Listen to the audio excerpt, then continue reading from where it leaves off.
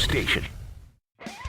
Michael K. is on the radio today, and he ain't afraid to say what he's thinking. It's the Michael K. Show on 880 ESPN Radio.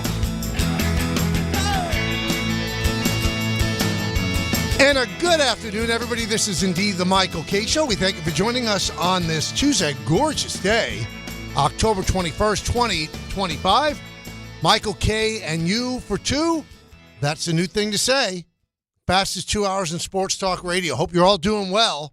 Got some big-time guests lined up today. A lot of stuff to talk about as we lead you into Don, Hahn, and Rosenberg. Couple of things. There's nothing like coming into studio, following Carlin, because I'm sitting in where Carlin sits. And I got to tell you, I've never sat in a warmer chair. It's like, I don't know what he did. I don't know if he emitted anything, but there's a warmth to it that, like, you know, when you have those expensive cars and you have the seat heaters, it's warmer than that. It is so beautiful. I mean, it makes me want to come into the studio every single day just to radiate in his being, in his warmth. It's incredible. I you know what we should do? We should have a contest where a listener, you know, you could guess along with trivia or whatever, and if you get it right, you come in and you get a chance to sit in the seat right after Chris is sat in the seat for 4 hours. It's 3 hours, right? Yeah, 10 to 1. It's amazing. I wish this for you. I wish this for you. Joe Leo, you should sit here. You should come sit here. It's an unbelievable feeling. It reminds me of when all the mascots were here. Yeah. And we did a promo for some tournament coming up in like November, and Alan sat in a seat where the Kansas Jayhawk was sitting in, right, and the seat was sweated through. Well, this isn't sweat. And I've just got to talk to Chris real quickly. He came back. Your seat is so warm and beautiful after you've sat in it for 3 hours. No, it's not sweat, but it's not sweat. No, it's not wet. It's just warm, and the feeling is beautiful. I don't know if you know this. I have what doctors call a little bit of a weight problem. No. Why do you think the seat is so warm? Why? It is holding up 3 bills for 3 hours. Of course it's going to be warm. It's science. You mean the heavier you are, the warmer the seat is going to be? I don't buy that at all. Look, I didn't go to school for chemistry or anything, but I'm just guessing. Right. What did you go to school for? That's the big question. Drinking. You aced it, didn't you? Well, thank you, Chris. Thank you for leaving the seat. Where's my coat? You left a coat here? I can't find my jacket. What, did you get an advance tip on a cold front? It's not that warm. It's not that cold. It's just a light jacket. Okay. Sometimes I get a little cold, believe it or not. You can use mine. Fat ass warm in your seat. You should take the seat along. You will need a coat. I tell you what, I should contact the car company because I could be like that thing. You know, instead of hitting a button, I warm up your seat. Yeah. Just a big fat guy sitting next to you. I don't like you calling yourself fat. You look great. And are you happy? You couldn't even say that no, with a you do. straight You look face. terrific. You know what? Because you look happy and you seem happy. I am happy. All right, that's all that matters. Ish. And you feel good, right? Sure. All I feel right, like $100. There you go. Green and wrinkled. That's Chris Carlin. You can hear him again tomorrow at 10. Yeah. So you're going to have to wait 21 hours to listen to him again. No, yeah, 21 hours. I am here today to defend Aaron Glenn. I'm here to defend Aaron Glenn. Everybody's taking pot shots at him, and the reason is because of this. When, he was asked about the quarterback decision yesterday, here's what Glenn said. Well, that's something that, I want to continue to look at. There's a lot of thought that goes into that. For me personally, and then being able to get with the staff, and then just being able to ask other coaches that have been in the situation, how would they handle that? So I want to make sure that I make the right decision. And I don't want to make rash decisions either. I just want to make sure when the decision is made, it'll be the right one. All right, so everybody's jumping on the fact that he's going to call other coaches.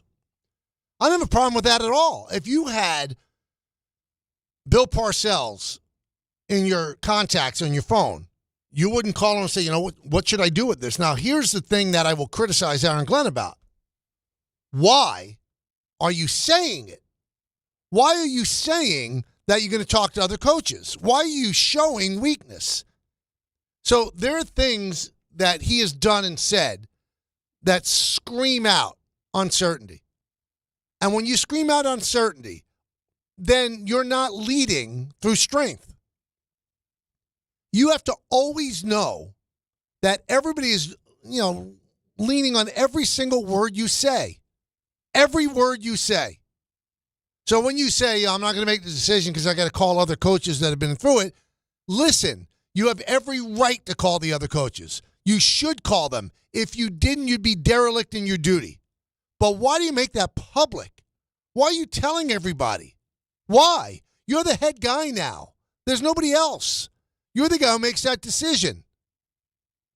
But leaders have to show strength, and they have to show certainty. Even if they're not certain, and even if they're not strong, as strange as that sounds. I'll give you an old story, and it goes back to when I was a beat writer covering the Yankees. And Bucky Dent was the Yankee manager. Yeah, it was that long ago. And he ended up getting fired. And I remember calling up George Steinbrenner and asking him, why did you fire? And I knew why he fired him. The team was terrible. I don't think Bucky ever got a real run to see whether or not he was a good manager. I don't think he ever did.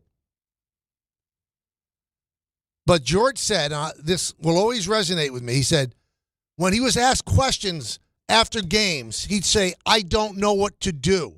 And he would run his hands through his hair. He goes, when he would say, I'm at a loss, he goes, a leader should never be at a loss. A leader should never say he doesn't have an answer. Even if you don't have an answer, you have to say that you have an answer. You cannot ever project weakness or uncertainty. And he was right. He was right. And I understand Bucky didn't have answers, because how do you have answers on whether or not you're going to win or not if, in fact, your team stinks? That Yankee team was terrible. So Bucky was caught between the rock and the hard place, throwing his team under the bus, saying we're just not good. Instead of doing that, he goes, I don't know what to do. That's the wrong thing for a leader to say. Aaron Glenn saying, I'm going to make phone calls. It seems like everybody's harping on the fact that he's going to make phone calls as a negative. That's not the negative. That's a positive. He's working his resources, people that he has dealt with in the past that might know better than him. But saying it publicly, AG, what are you doing? What are you doing? You're bringing all this criticism upon yourself. It's a bad look, dude. And this is on top of so many bad looks. After you tell Brian Costello, what kind of question is that? And then a week later, 2 quarters in, you actually do the thing that Brian Costello asked you whether or not you would do, and you say, what kind of question is that? There's so many of those instances where Aaron Glenn doesn't seem like he is up for this right now. But that doesn't mean you pull the plug on him. He's a new coach. He's a new coach. It's going to take time. It's a lot different being a coordinator and being a head coach. Lot different. It takes time to realize that you're the final word. The buck stops there. If you've had any kind of job where you've been promoted, you know what I'm saying. All of a sudden, you're in a position where you can't turn to the other person, what should I do? You have to be the one who makes that final call, what you should do. Another thing I'm going to defend Aaron Glenn about, everybody seems to think, oh, this is a no-brainer. Well, this is a no-brainer. There's no way that you would ever go back with Justin Fields. I think there is. I don't think Justin Fields is good. But really, what are you doing going to Tyrod Taylor? 36 years old. He's an interception waiting to happen. He's not a great quarterback. Is he better than Fields? Yes. But you're trying to build something here. You're trying to make something better here. This guy, Taylor, is not your future by any stretch of the imagination. By any stretch of the imagination. He's just not. Justin Fields, let's say he plays this week against the Bengals and has a big game. Doubtful, but let's say he does. Isn't that better than if Tyrod Taylor had a big game? That's why I think we're at 111 on Tuesday, and we still haven't heard whether or not he's made a decision. It's a hard decision. What do you? Well, another thing that I want to combat that I keep hearing too, if you go to Taylor, or how could you go back to Justin Fields? Here's how. Hey, Justin, you're back in there. That's how you go back to him. What, is he going to put his tail between his legs with his $30 million guaranteed and not go back in?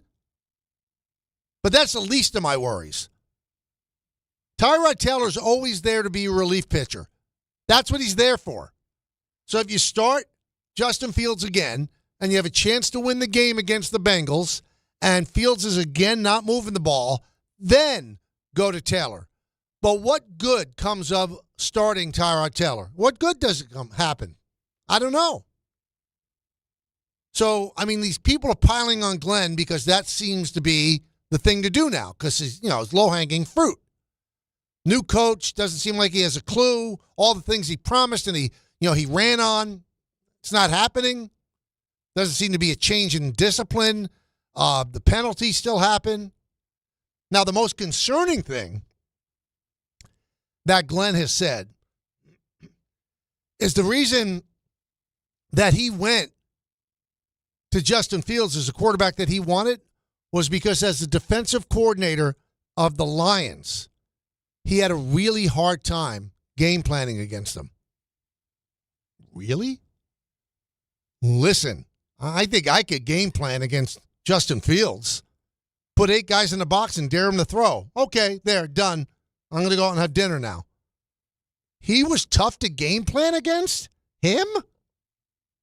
Now, that begs a whole different question, but I don't know how you could say that he's tough to game plan for. I don't suppose that any coach is up all night wondering, how am I going to stop Justin Fields? That coach has probably got his hands behind his head. He's laying on the pillow, and he's going, this is easy. This shouldn't be tough at all. This is not an all-nighter. This is not one where you sleep on the couch. No. That's not what you do. Not this time. That's my concern that Aaron Glenn said he was so tough to deal with. Why? Why was he tough to deal with? So we're waiting on that decision. Hopefully by the end of the show, we'll know. And I know what Glenn's doing. He is not going to give Cincinnati any more time than he has to. Because I would assume that game planning for Taylor is different than game planning for Fields. Because I don't think you have the game plan for Fields. You probably have the game plan a little bit for Taylor. So he's going to take as long as he can take before he makes the announcement. So they have to spend their time planning for both until they know which one is starting. 1-800-919-3776. Congratulations to the Toronto Blue Jays. They're going to the World Series. And the World Series will start Friday night in Toronto against the Dodgers. Dodgers are heavy favorites. But I said this yesterday, and I stand by this. Blue Jays are going to give the Dodgers more trouble than Seattle would have. And Dan Wilson made some odd choices. He really did. I thought Kirby was pitching well. Took him out after 4. You can't tell me that Kirby could not have given you another inning. Then you go to Wu. And then, 8th inning, or 7th inning, you're 9 outs away from going to the World Series. And you go to Luzardo? When you have Munoz? I think he was pitching to an 0 for 23 so far in the postseason. And you went to Luzardo. And he gave up a home run to George Springer. Tell you one thing, everybody. I know if there are Yankee fans listening, you don't want to hear this. That is one gritty, gutty team. Really is. Bieber did what he had to do. Gosman came in. Hoffman, who really was a train wreck in August, struck out 3. And he said the only thing on his mind with a 4-3 lead, don't let anybody on because I didn't want to face Cal Raleigh. And he didn't face Cal Raleigh because he struck out Julio Rodriguez to end the game. And Toronto celebrated. They're back in the World Series for the first time since 1993. So my question to Yankee fans is this. Who are you rooting for? You rooting for the Blue Jays I mean, you don't hate the Blue Jays the way you hate the Red Sox or the way you hate the Astros, but it would be the team that beat you, would be the team that celebrated and played New York, New York in the visiting clubhouse at Yankee Stadium, and you'd have to live with it all next year, the defending champion Toronto Blue Jays, or you're rooting for the Dodgers to become the first team to repeat since the Yankees. Do you want that too? So I don't know which way you should root, but I'll open it up to you to tell me. 1-800-919-3776. That's the number. Time for the co-host to join in. 1-800-919-3776. Basketball season starts tonight. We'll get a look at NBC and Peacock's production. And then tomorrow, ESPN takes over. Knicks and the Cavaliers. So I'm looking forward to all of it. We'll talk to Fred Katz, who covers the NBA for The Athletic. That'll be in the 2 o'clock hour. And Marcus Spears is going to join us at 1:30, talk some football. We'll get his take on what the Jets should do. Right now, I want to get your take. Let's go to Vinny in Staten Island to start her off today. Vinny. What's going on, Michael? How are you? I'm great, Vinny. How you doing? All right. What people ain't mentioning is the first drive of the game, kick the field goal. 4th and 5, 45-yard field goal, take the lead. Everybody feels good. Instead, you go for a 4th and 5, and you just had 3 incomplete passes in a row, and now everybody feels like crap. Kick the field goal, get the lead, make your team feel good. I did not understand that call. It wasn't a long field goal, and then at the half again, he lets the time run out instead of calling timeout and go for a Hail Mary. How many times we see interference on a Hail Mary? Aaron Glenn he's one of these guys, he's never going to get it as a head coach. You got to cut ties as soon as possible. Michael, thank you for the call, and I'll speak to you soon. All right. One thing I would say, and he always brings it up, if you look at the beginning of Dan Campbell's run in Detroit, it looked bad. So he started the first season, 1-10? Then he won a couple of games, and then he got off to a terrible start in the second season. Imagine if you cut bait then. I'm not ready to cut bait with Aaron Glenn. The early returns are awful. I'm not going to lie. Awful. They really are. He looks overmatched. Doesn't mean he's always going to be overmatched. It's hard to move to the big chair. Let's see what he does. Let's go to Dez in Long Island. Dez. How you doing, Michael K? Hey, Dez. What's up, man? Great to talk to you. Listen to you every day. Thank you. Thank Here's you so my much. point. I'm rooting for Toronto. 2 reasons why I'm rooting for Toronto. Okay. Number one, if a team's going to beat me, they better go win the championship. That's how I feel. That's my sports perspective. I'd rather get beaten by the champion than beaten by somebody that gets beat by the champion. I hear My that. second point, Don Manley needs this. If you're a Yankees fan, you know what that feels like. Don Manley needs this. So those are my points. No, you know, that's a good one. And I was watching the game yesterday and then some of the post game on FS1. And I thought of Mattingly and how full circle it is. Because I was on the radio in 95 when the Yankees made that incredible run over a month and a half to get the first wild card. And they did it on that field. That's where they clinched. And I'll always remember Mattingly going down to one knee at first base and punching the AstroTurf at what was then Sky Dome. So that was his only trip to the postseason as a player. And remember, he hit, I think, 406 or 407 against Seattle. So he always used to tell me, I want to know how I would respond under the brightest lights.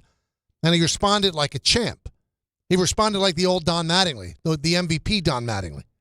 But they got beaten in 5 games by Seattle, and then he retired. So, I mean, there are rumors out there that this could be it for Mattingly. You know, he has a 10-year-old son, Lewis, who was with him on the field, and he picked him up and hugged him. It was a great moment.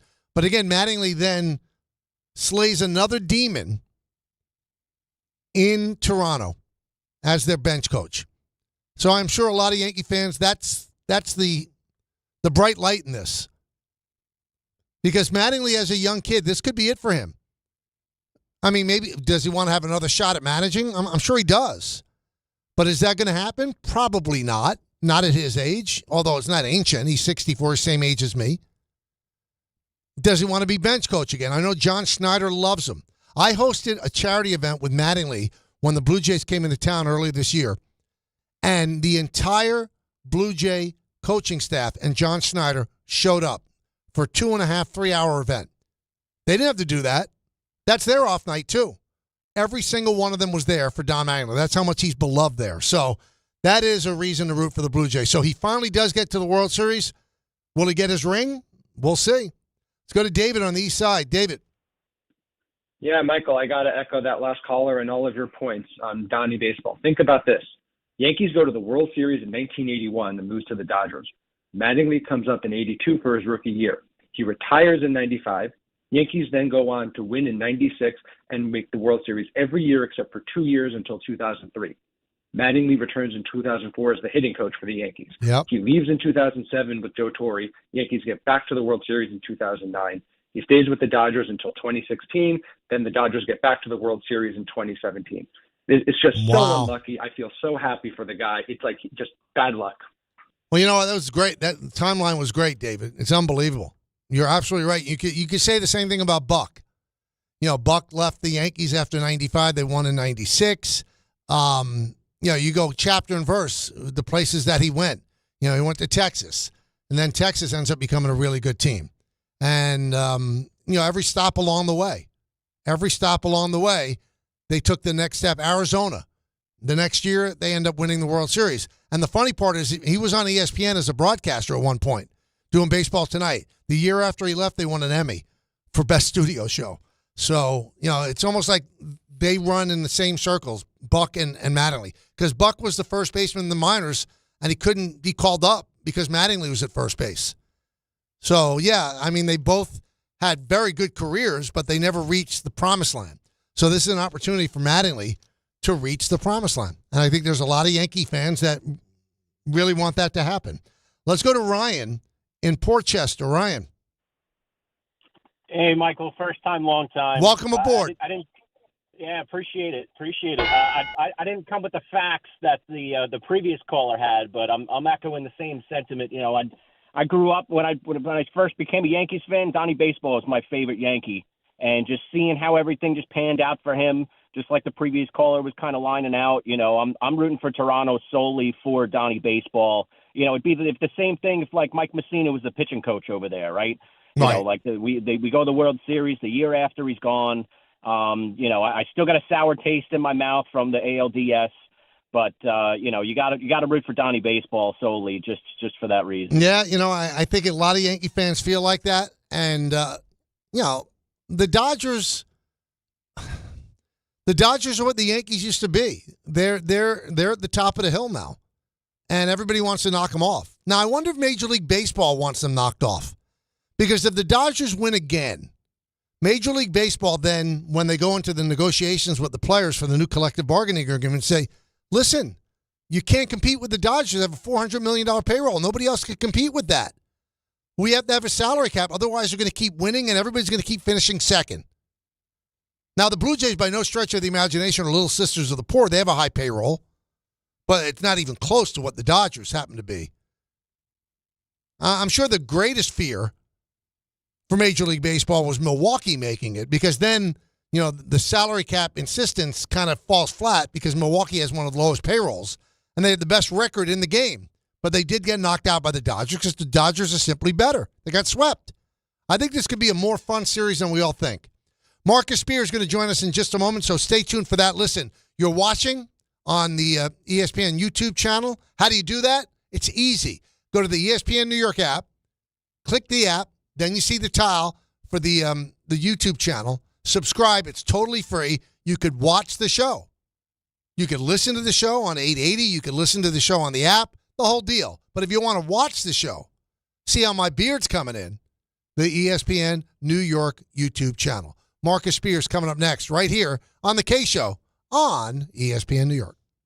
This October, the only thing scarier than missing the game is missing out on a brand new Kia. At Kia City of the Bronx, 3505 Connor Street is where the ghosts of old rides get traded in and new legends are born. They've got a monster lineup of new Kias that'll take you from tailgates to haunted houses in style. Visit KiaCity.com or call 646-917-7955. Don't get spooked, get moving. Kia City of the Bronx, where Halloween meets horsepower. This is an ad by BetterHelp. BetterHelp therapists have helped over 5 million people worldwide on their mental health journeys. That's millions of stories, millions of journeys, and behind every one is a therapist who showed up, listened, and helped someone take a step forward. Moments in therapy, like the right question, a safe space to cry, or a small win can change lives. With over 30,000 therapists, BetterHelp is the world's largest online therapy platform, having served over 5 million people globally. And it works, with an average rating of 4.9 out of 5 for a live session based on over 1.7 million client reviews. This World Mental Health Day, we're celebrating the therapists who have helped millions of people take a step forward. If you're ready to find the right therapist for you, BetterHelp can help you start that journey.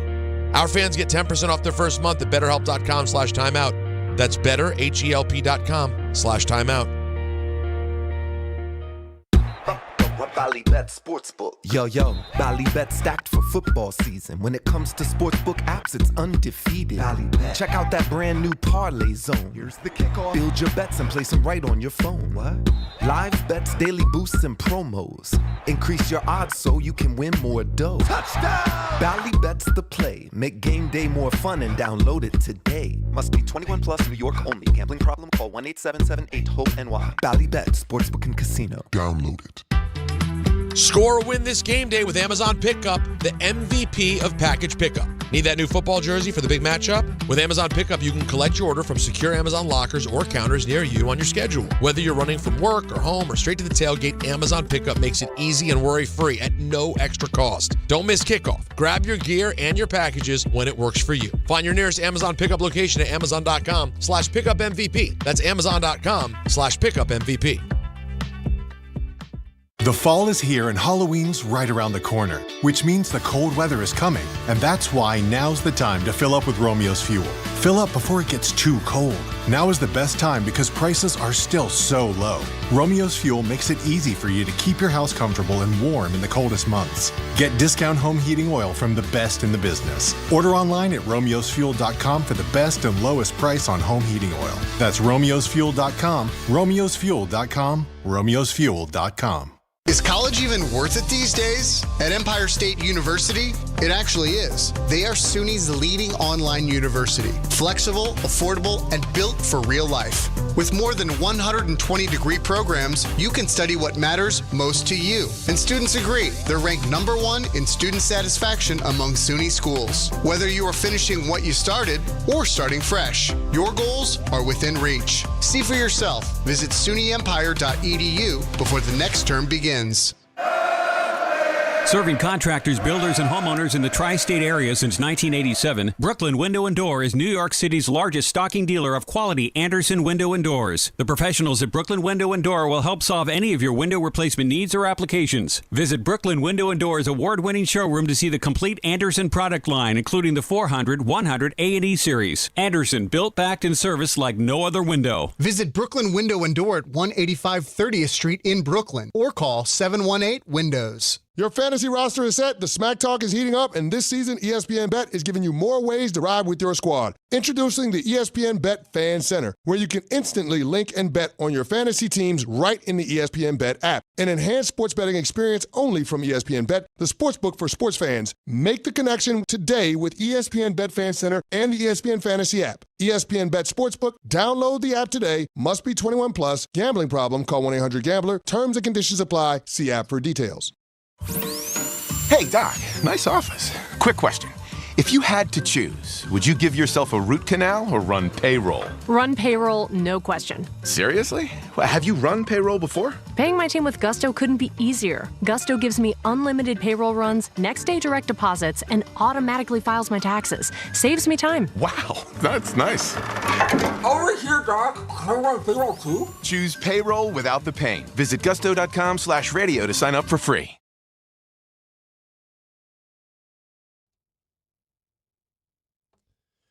Welcome back to the show. Time now for the Marcus Spears Report, brought to you by Bet365. And our good buddy Marcus Spears, NFL analyst from ESPN, joins us now as he does every Tuesday at this time. Marcus, how you doing, my friend? Mike, what's up, brother? How you doing? I'm doing fine. I'm doing a little bit better than the Jets. So my first question to you is this. What would you do with the quarterback situation? I'd play Tyrod Taylor and position myself or try to retool and figure out who's going to be our quarterback next year. At some point, Mike, you got to rip the Band-Aid off, and you got to acknowledge one made a mistake with the draft of Zach, and then, Justin Fields, who I've given up on, unfortunately. And obviously Tyrod has played good in stops, but, his inconsistency as well. So, at some point, man, like in order to move a franchise forward, that's the position that you have to get right. And now you can kind of go forward with a clear view. The question is, which you probably going to have the first pick, do you identify anyone in college that you think can do it? I like that kid Simpson out of Alabama a lot. Mateer was playing great at Oklahoma before the injury. But who would the guys be out of college? And then the other part is it potential for us to get someone in free agency and the way the league is set up now, the free agency part of it is trying to find a reclamation project. How much value will Daniel Jones have potentially, or is Indy going to make him their quarterback? It's a lot to think about in New York right now. Is Aaron Glenn the right guy for the job is a question that people have to ask as well. So there's a lot of questions, but that quarterback position, and when you feel like you have one that you can be successful with, it changes the tone in the entire building. It changes the tone in how you operate. And look no further than Drake May in New England. Starting to come on, starting to have success. Went out and got Mike Vrabel, who I thought was a great coach. I thought Tennessee was out of their mind to let him go. But you got to look around the league and figure that out too. So it's coach and quarterback. But when the quarterback position is not right, you could have, Phil Jackson and not win games in this league. Right. So it's just hard, man. It's hard. All right, so let me play devil's advocate here. But by going with Taylor, that means nothing. I mean, you might pick up a couple of wins. And if you're going to go with Taylor, Marcus, why didn't you just retain Aaron Rodgers, who you're essentially paying this year? Well, I think with this new staff, Aaron, trying to now hindsight, right? Because Aaron is playing well. That's a legitimate question, but hindsight is 2020 at this point. Like, I don't think. Aaron hated the way that it was approached when Aaron Glenn came in and the staff, but they didn't want it. They wanted to try to establish their culture. And I think in a sense, in that vein, they were thinking like, we may have to do this quarterback, thing for 1 year, and then we figure out who our guy will be going in the future. They gave Justin Fields a 2-year, $40 million deal. And I don't know if it was banking on development, if he could be the guy long term. I think this was his last shot to be like a starter, for people to think of him that way. So, unfortunately, that didn't work out. But I do believe that, at least with Tyrod, and here's what always happens, Mike, and I want all of our listeners to understand this. You still have a responsibility to 51 guys to try to win. And if Tyrod gives you the best opportunity to do that, you don't play in those guys' face and just say, well, we throwing this one away and we'll figure out what happens next year. So there's always that element. I know we sit on this side in the media and the fans is like, well, do this and do that, and why would you? It's a waste of time. No, it's not. You got to at least convince those guys in that locker room that we're doing what we think is best for us to try to win games now, even though that may be a thing that we all don't believe that can happen. you still got to get these dudes to play for 10 more weeks in this season, and you're not going to do that saying we're going to play the dude that we don't think gives us the best chance to win. So that is where they are now. But it still comes down to a quarterback situation. And it is time for the New York Jets organization to try to find the next up-and-coming quarterback that they think they can go into the future with. Because that revolving door at that position is going to keep you in purgatory, especially with how good the teams are that have figured out who their guys are in this league. Now, Rich Cimini, who covers the Jets for us, Marcus, he just tweeted out that Jets owner Woody Johnson, the quarterback decision, completely up to the coach. Aaron Glenn hasn't announced his plans yet, but he's moving toward naming Taylor his starter, sources tell ESPN. So they're leaning toward what you said. But here's my fear, Marcus, and tell me if I'm off base. All right, you're going to have a bad year. You might get the number 1 or number 2 draft pick. You know, Aaron Glenn saw something in Justin Fields. Obviously, what he saw wasn't true. Are you going to really feel confident in him picking the quarterback to come out of college? Because I don't know if there's anybody that stands out right now that's definitely number 1. You and Muji are going to have to make that pick. Should we feel comfortable about that when he decided, I want Justin Fields as my guy rather than Aaron Rodgers? Yeah. Well, you also, so here's 2 things you got to remember, Mike. I'm with you in the college thing. I think, like I said, I think Simpson has been playing well in Alabama. And he might not come out. He might not come out. And he might not, to your point, might not come out. But Justin Fields, to me, was let's see if we can get this guy to recreate some of what we saw in Pittsburgh. And remember the first week of the season, it looked like it was trending in the right direction. Right. And Aaron Glenn didn't want to come in with Aaron Rodgers running the football team. Mistake, maybe. However you look at that. But as a new head coach with all of the things that had transpired, a new group of decision makers, Aaron Rodgers wasn't their guy. And I'm not going to fault them for that. I think that was almost a semblance of let's get going in the future, which they thought Justin Fields could potentially be that guy. Now you're back at square one. But a coaching staff and a group also drafted Zach Wilson 3rd overall. Yep. And that didn't work out. Right? So these things are not like Mike, you know this, these are not guarantees. Right? You sometimes stumble upon a guy. Sometimes they come out the draft and you know clearly this guy should be really, really good. Jaden Daniels went 2, Caleb Williams went 1. Caleb is playing well now, but a year ago we would have said, what the hell were they thinking not taking Jaden Daniels number 1? Right. So again, like I wish it was an exact science. I wish you knew. I wish I knew why Daniel Jones could suck in New York and go be what he is in Indianapolis. I think it has a lot to do with coaching, infrastructure, system, players around you, the confidence that they instill. Baker Mayfield, we got examples now. Baker Mayfield in Cleveland, and then he went to Carolina, and then he went to L.A., finally finding a home in Tampa, right? You had Sam Darnold, who is now considered a franchise quarterback because he left the Jets and went to San Francisco, and then, Jets, Carolina, San Francisco, Minnesota, and now he's in a spot where they think he's the guy. So again, and that's why I was super apprehensive about saying that about Justin Fields. The difference is with these guys, you could see trajectory of things getting better and not doing the same old. I feel like Justin Fields is playing the same type of quarterback he's been playing since he got in the league. I haven't seen that progression. Is it coaching? Is it situation? Maybe.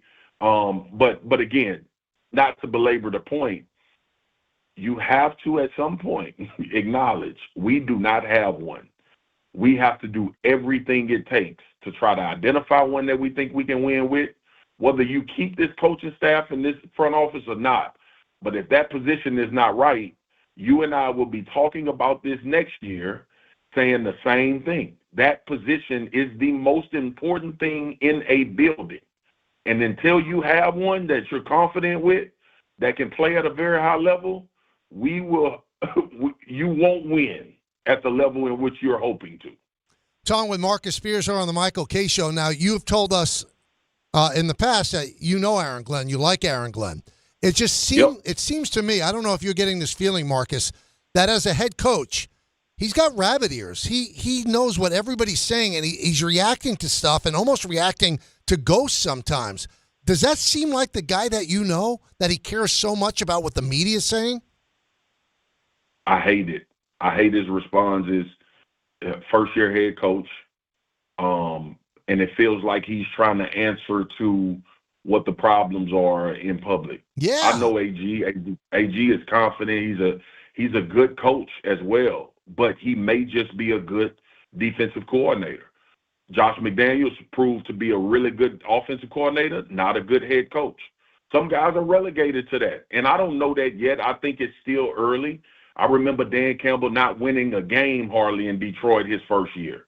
And I also know that there were people that wanted to give up on Dan Campbell his first year. Every situation is not the same. That's not my point, Mike.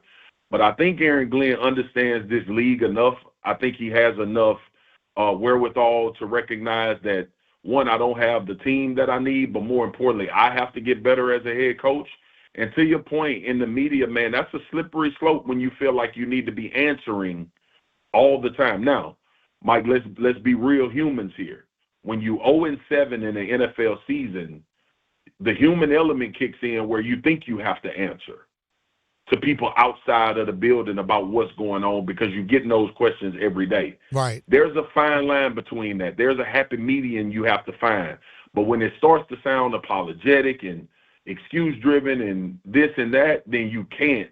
You got to cut that off and we got to get back to work. And I think he's still learning that, man. First-year head coach. Yeah, that's what I hope it is because everybody I speak to, and I respect you so much, they have such respect for that guy. He doesn't seem like a guy that would care what the media is saying and that is chasing ghosts, but maybe he's just learning on the fly because you know this, Marcus. There's a big difference from being a coordinator and the coach. Coach, you run everything. Coordinator, 100%. You run one side. 100%, Mike. First of all, man, like the head coach is responsible for wins and losses, so that changes everything, right?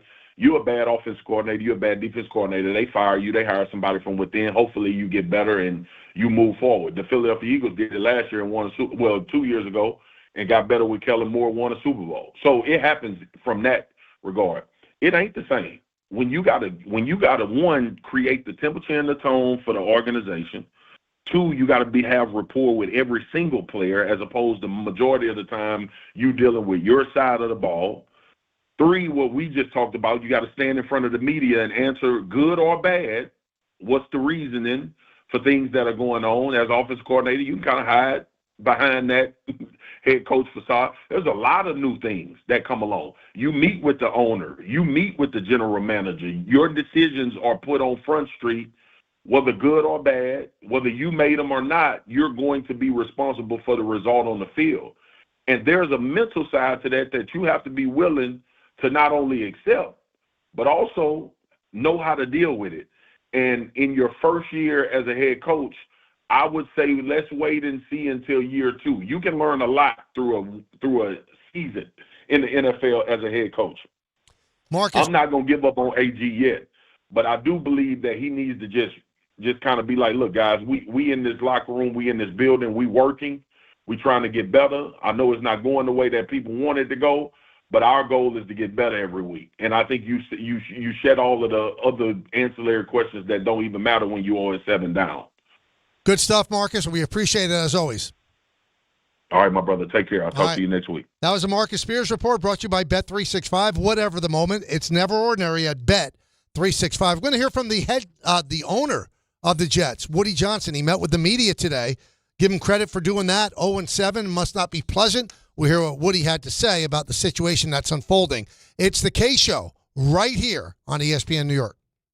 If you've been injured on a construction site, then you need a lawyer who knows New York's unique labor laws. At the Parisman Firm, they have decades of experience handling construction accident cases and a proven track record of delivering huge results. Their team has already recovered nearly $1 billion for hardworking New Yorkers. From scaffold accidents to slip and falls and equipment failures, they've got your back. Call the Parisman Firm now at 718-WORKERS. That's right, 718-WORKERS, because your case is their cause. Get the justice you deserve today. Looking for the best internet deal? It's just a fast phone call away. Only Optimum Fiber Internet delivers the fastest and most reliable fiber internet starting at just $40 a month. That's right, lightning fast fiber internet at a price that won't slow you down. Call 888-4OPTIMUM today to lock in your offer in just a few minutes and see how you can also get the Disney Plus Hulu bundle and an unlimited mobile line on us. Don't take slow for an answer. Call 888-4OPTIMUM or visit Optimum.com today. Terms apply. 1-877 Cards for Kids. KARS Cards for Kids. 1-877 Cards for Kids. Donate your card today. 1-877 Cars for Kids. KARS Cars for Kids. 1-877 Cars for Kids.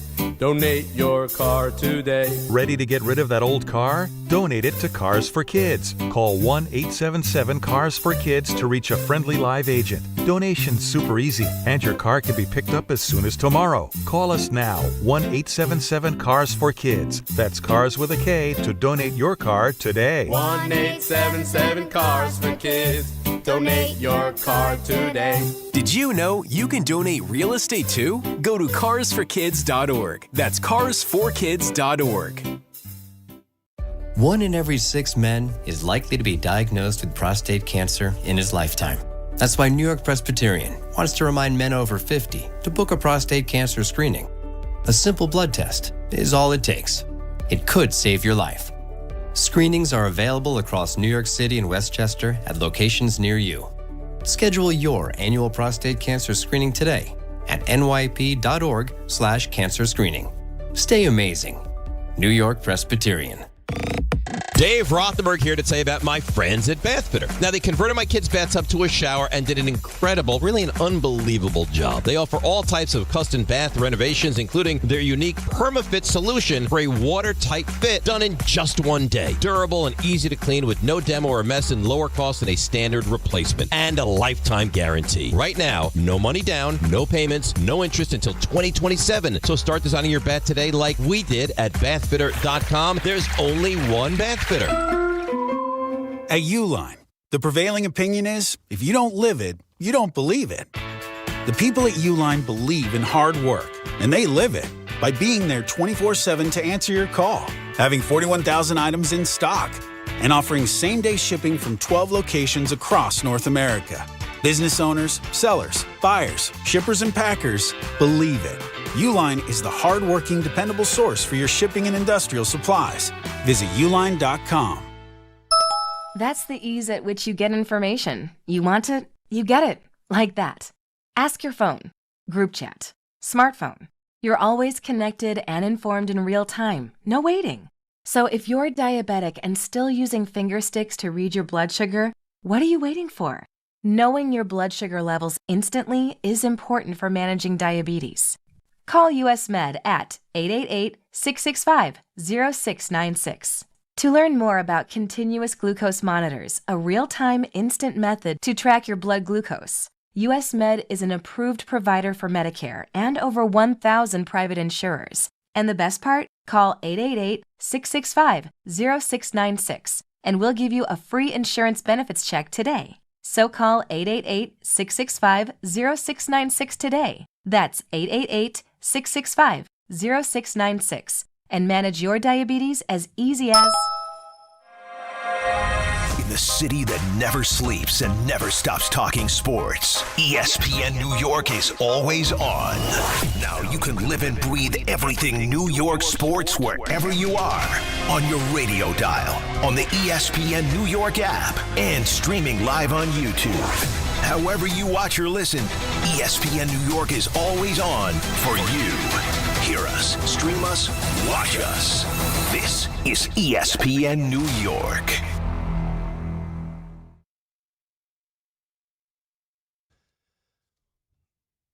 Well, Game Time is brought to you by Tullamore Dew Irish Whiskey, because when it's game time, it's Tully time.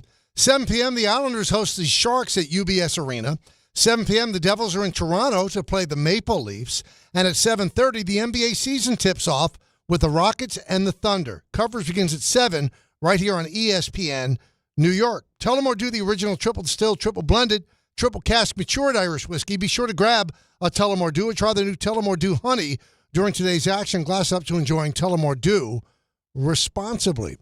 1-800-919-3776. The owner at the NFL owners meeting, Woody Johnson, has spoken, and he gave a vote of confidence to the new head coach, Aaron Glenn. It looks like he's turning around parts of it. You know, it's hard when you have a quarterback with a rating that we got. You know, I mean, he has the ability, but something just is not jiving. But if you look at any head coach with a quarterback like that, you're going to see similar results if you go across the league. You have to play consistently at that position, and that's what we're going to try to do.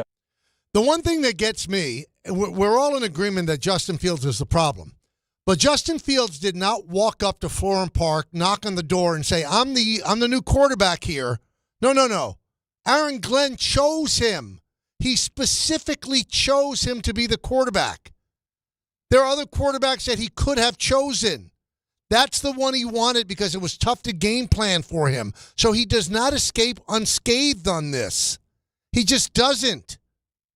He's part of the problem because he brought the guy in. Woody was asked, who would you like to see at quarterback this week? That's completely up to the coach. I'm not going to be involved at all in any of that. This is what they're paid to do. This is what their experts are doing, and so they'll make the right decision with what we've got. Now, he goes on to say he believes in Aaron Glenn. I do. I think I do believe in Aaron. I've known Aaron since 1996. I was a fan. I've always been a fan of him. I see the way he handles the room. If I were a player, I would respond to him because he's the real deal. He's no BS. There's no second agendas. What you're hearing is the truth. And a lot of times players don't get the truth. They get a lot of gobbledygook. Now, our old friend Diana Rossini was at the NFL owners meetings. And she asked Woody Johnson, how do you let Glenn know that you believe in him? Everybody knows how badly you want to win. How have you been given Aaron confidence that you still believe in him? Are you telling? I hug him every day. Do you literally hug him? I do. And what do you say to him? I say, keep the faith, man. And do you really believe in it? I do. Hugs him every day. A little awkward. And then Woody talked about being a Jets fan. My kids were all Jets fans. I say, why? We're just fans. Faith, I guess it comes down to, or something. But it's really an absolute phenomenon, and it happens in sports, and it happens in other things, but particularly happens in sports. When you get this allegiance to a team, it sticks with you. It sticks with me, but it sticks with them. And I'm thankful we have fans like this. So I think they're the most important ingredient by far. Well, yeah, the fans make the engine run, but, Woody believes in Glenn. Okay, great. I mean, what's he supposed to say? He hired him. But let's go over the other people that he hired that he believed in. Believed in Robert Saleh. Then he fired him 5 games in the season. Believed in Jeff Ulbrich. He believed in Adam Gase before that. He did believe in Rex Ryan. That worked out for a while. Do you realize, I heard Carlin saying this too, that when the Jets in Rex's second year went to the AFC Championship game for the second year in a row, that was the last time they won a playoff game. Think about that. That was the last time that they won a playoff game. It's hard to believe. So, I mean, it's nice to hear Woody say, players want to play for this guy. I hug him every day, tell him to keep the faith. He felt the same way about every other coach that he hired. And there have been a lot of bad ones that he hired that didn't work out. Only time's going to tell if Aaron Glenn's the real deal. Everybody who knows him seems like they like him a lot, and that's great. But can he coach? Marcus Spears is a close friend of his. He said, time will tell. He's not handling the media the right way. Now, he meets with them. He's not nasty to them, but he's chasing ghosts. He's trying to cut off questions before they even asked. Yeah, I'll let Fields throw, but if he makes a mistake, I know what you guys are going to say. Well, really? That should be the least of your concern. The absolute least of your concern. So far, it's a train wreck. It is. And I'm sorry, a fish rots from the head. So all the mistakes that's happened with the Jets, it starts with Woody. I'm sorry, it does. Bad organizations remain bad for a long time. The owner remains the same. He's the one making the final call. Who's going to be the coach? Who's not going to be the coach? Who am I going to fire? I heard Rick DiPietro today on DiPietro and Rothenberg, our fine morning show. Somebody told him that last year Woody decided one day a week they would have food trucks show up at the facility so the players could eat something different than what's in the cafeteria. And Woody Johnson, middle of the season, said, I'm done. We don't need it. It's an added expense for no reason. So he stopped the food trucks, at which point Aaron Rodgers said, I'll pay for them. And it costs like $10,000 each week. And that ticked off Woody. So I'm sure that Woody was part of not bringing back Johnson either. Christopher Johnson really liked Aaron. Woody did not.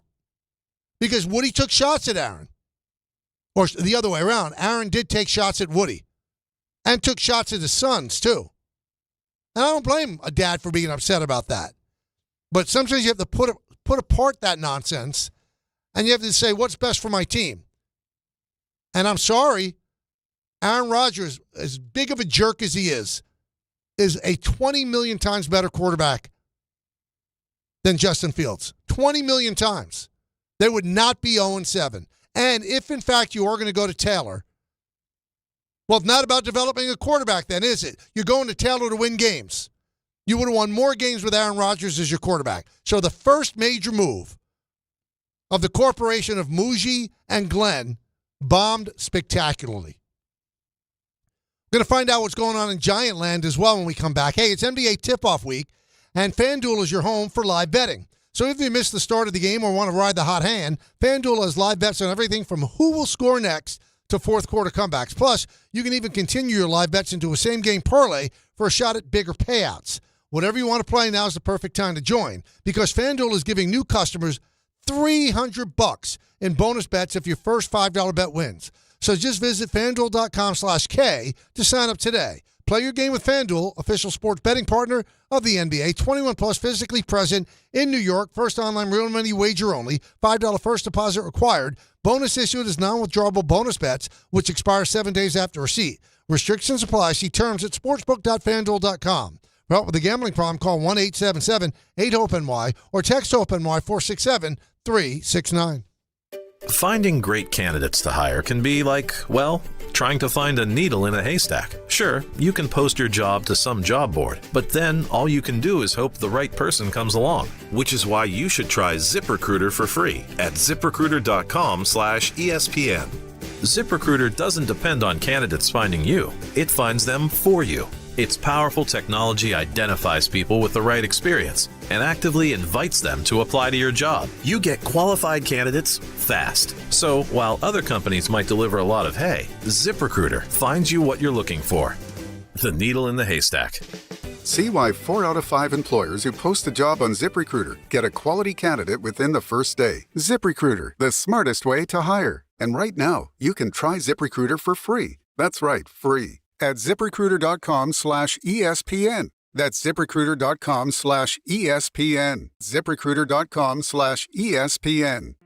This fall, don't sit on the sideline because of pain. If you're tired of waking up stiff, fighting neck, back, or joint pain, and missing out on the things you love, it's time to take action. Call Dr. J. Shaw at Sandwell Pain, New Jersey's top pain specialist. Dr. Shaw is an Ivy League trained, double board certified, and laser focused on one thing: getting you back in the game. Living pain-free, no surgery, no cuts, no downtime. Just precise image-guided treatments that deliver real results. Whether it's sciatica, nerve pain, migraine, or chronic joint pain, Dr. Shaw will personalize a non-surgical game plan just for you without pain medication. Same-day and next-day appointments are available with offices in Woodbridge, Livingston, and Inglewood. Most major insurances are accepted, so what are you waiting for? Don't let pain keep you out of the action this season. Visit Sandwell Pain to text, call, or book online. You'll wish you met Dr. J. Shaw a lot sooner. Relief starts today, and victory over pain is closer than you think.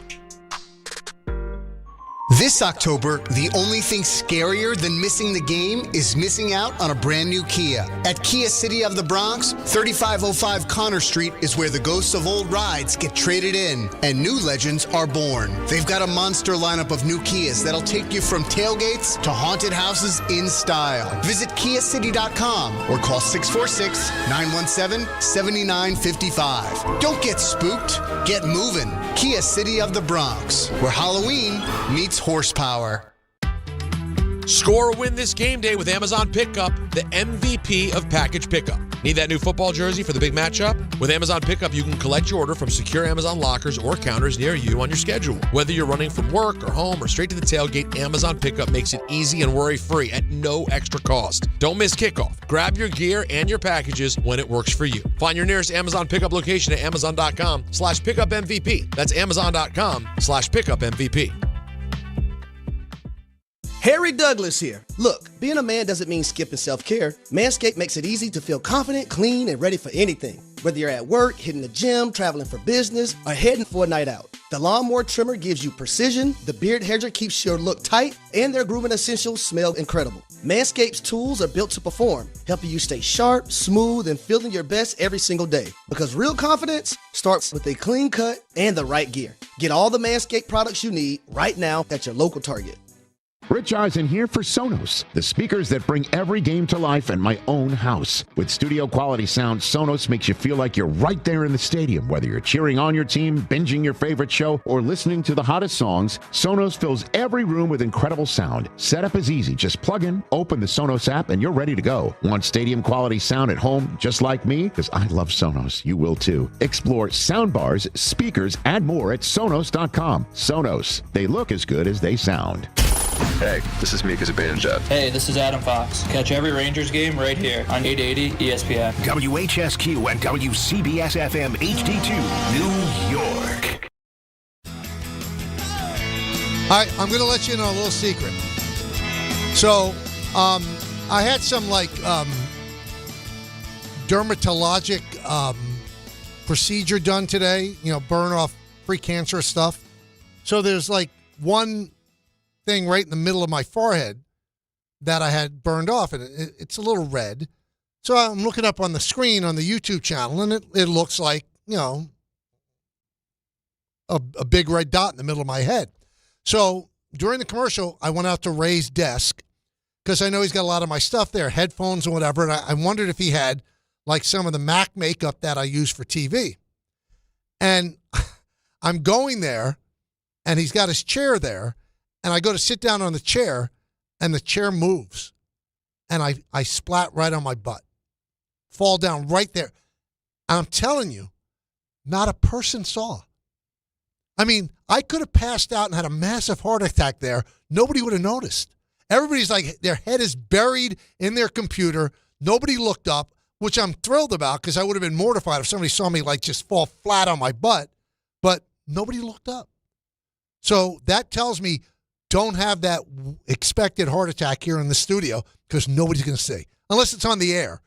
Then on the YouTube comments, somebody say, I think Kay died.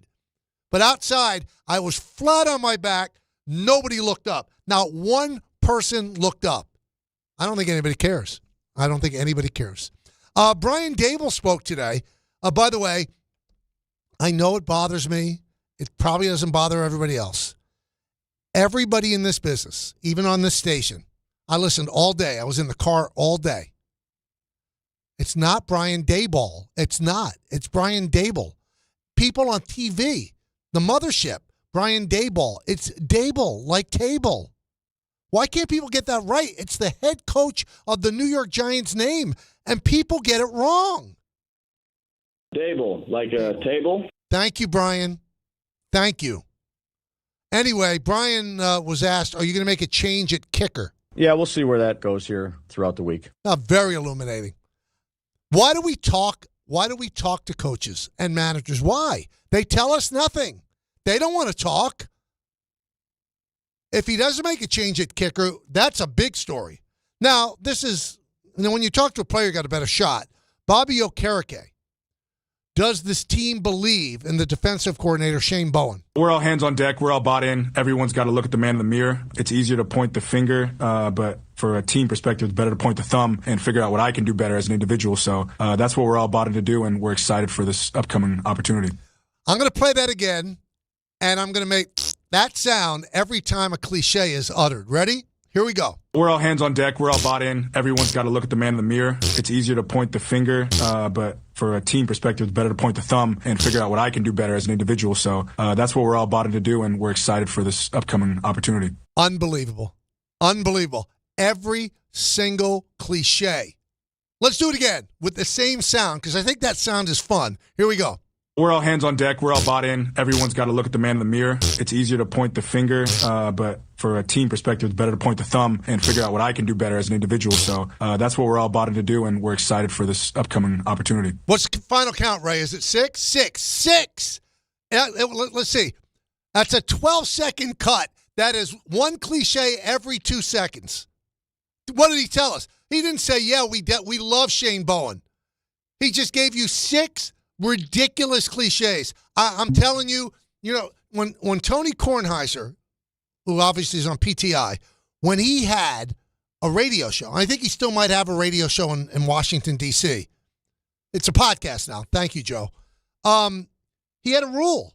And at the time, I said, wow, that's a weird rule. He never had on athletes or coaches. He said, because they don't say anything. He's right. They don't say anything. Anything. When we had the K show in the afternoon, we used to pay for some guests that were active players. And we always used to have the Jet head coach. It was worthless. They don't say a word. You want to hear? Guests are whack. I'm telling you, Tony Kornheiser had it right 25 years ago because it's a waste of time. All it is filler. Now, once they retire, like Marcus Spears says what he thinks, Steve Young says what he thinks, Chris Sims, Dan Orlovsky, those guys that we have on as guests, they're great. I mean, we used to have on the best weekly that we ever had was Eli Manning. Oh, he was boring, but he said stuff, and we had him on for many years. The fact that he gave us the Eli is elite thing was worth every dime we ever paid him. Every dime we ever paid him. It came back over and over and over in waves. One more time, just for kicks. It's a cliche every 2 seconds. Here's Bobby Okereke. We're all hands on deck. We're all bought in. Everyone's got to look at the man in the mirror. It's easier to point the finger, but for a team perspective, it's better to point the thumb and figure out what I can do better as an individual. So that's what we're all bought in to do, and we're excited for this upcoming opportunity. On to Cincinnati. Beautiful. Just beautiful. It's just beautiful. Really is. It's terrific. It's terrific. We're still waiting on Aaron Glenn to make an official announcement whether or not he's changing the quarterback. Looks like he's leaning toward that, which, I mean, yeah, you don't want to compound the mistake by keeping to run out the mistake, but you've given up on what you were convicted in. You were convicted that this guy was the guy, that the only reason that he wasn't good was bad coaching in Chicago and Pittsburgh. That's the only reason. Now you're giving up on him after 6 games because he was out 1 game with a concussion. So you're giving up on him 5.5 games. Now, I think he's awful. And I said that during preseason when he wouldn't throw the ball. I believe he's awful. But you made that call. 5.5 games in, you're giving up, going to a veteran who's not going to be here next year. And if he is here, he's going to be a backup. And he's not all that he used to be. Unbelievable. Unbelievable. Bobby Okereke makes more sense. 1-800-919-3776. Time for the co-host again. Fred Katz is going to join us at 2:30 as the NBA starts tonight. We'll get our first look at NBA basketball on NBC and Peacock. And tomorrow, ESPN will be at Madison Square Garden for the Knicks against the Cavaliers. Mike Breen will be on the call. Maybe I'll give Mike a call tomorrow, see if he could be a guest tomorrow to preview the Knicks. I'll do that, Ray. Don't worry. So let's see what you have to say. Let's go to Brad in Illinois. Brad, what's up, man? Hey, Michael. First time, long time. Great to speak to you. Just wanted to talk a little bit about the Yankees. Do it. I'm one of the few and far between Yankee fans that's actually appreciative of everything that we've gotten over the years. And I'll tell you, because I grew up in Cubs country here, used to nothing but losing and teams spending like they're a small market team. And I think Brian Cashman might actually be the most underrated GM in all of sports. Consistently delivers winners, usually puts together an elite bullpen. I know Duvall and some of the guys didn't work out this year, but year after year after year, it is just money in the bank, and nobody seems to appreciate it. Well, you are right about that. No one appreciates it. And, Brad, I'm glad that you're just Brad from Illinois, because if you were Brad, whatever your last name is, and you gave your address, there'd be a lot of angry Yankee fans that would attack you. Because the fault is always on Brian Cashman. With most of the Yankee fans that call in here, I'm not saying that that is a totally representative look at the entire landscape, but it's usually kind of accurate. And it's not just on this show, it's on Twitter. They all want Cashman gone, and they all want Boone gone. The players that don't hit or don't pitch right, not them. It's the guys that put the team. And listen, do they deserve some of the blame? Yeah, Brian Cashman brought those players in. So if they don't perform, you could say, okay, it's on Brian Cashman. And I've been saying over the last week or so since they got eliminated that it was a massive disappointment. After you go to the World Series and then you don't even, advance to the ALCS, it's a massive disappointment. But I also say that there should be some appreciation for always, every year, being in the hunt. And, I'm just scrolling through social media, and it's amazing what people want to hear. I want to find this because it just jumped out at me.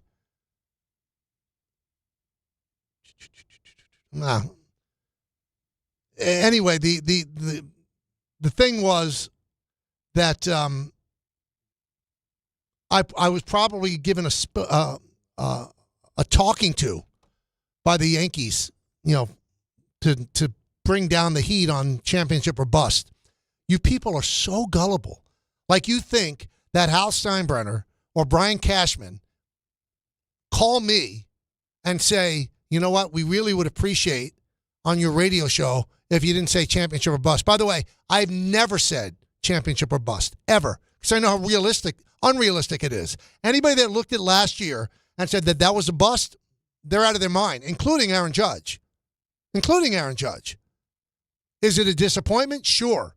This is not 1996. There's so many more layers to get through.